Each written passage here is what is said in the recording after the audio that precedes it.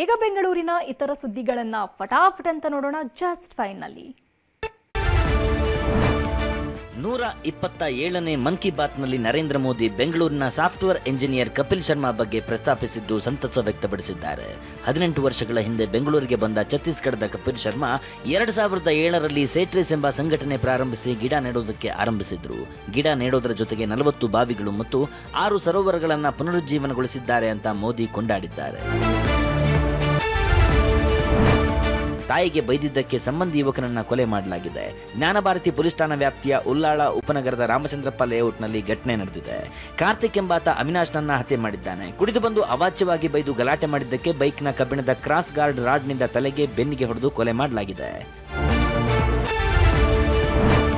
November 30ರಂದು Karnataka ರಾಜ್ಯ cricket ಸಂಸ್ಥೆ ಚುನಾವಣೆ ಫಿಕ್ಸ್ ಮಾಡಲಾಗಿದೆ. ಕೆಎಸ್ಸಿಎ ಅಧ್ಯಕ್ಷ ಸ್ಥಾನಕ್ಕೆ ಚುನಾವಣೆ ನಡೆಸುವಂತೆ ಒತ್ತಾಯ ಮಾಡಲಾಗಿತ್ತು. ಕರ್ನಾಟಕ ರಾಜ್ಯ ಕ್ರಿಕೆಟ್ ಸಂಸ್ಥೆಗೆ ಮಾಜಿ ಕ್ರಿಕೆಟಿಗರು ಒತ್ತಾಯ ಮಾಡಿದ್ರು. ಮಾಜಿ ಕ್ರಿಕೆಟಿಗರ ಒತ್ತಾಯದ ಬೆನ್ನಲ್ಲೇ ಚುನಾವಣೆಗೆ ದಿನಾಂಕ ಪ್ರಕಟ ಮಾಡಲಾಗಿದೆ.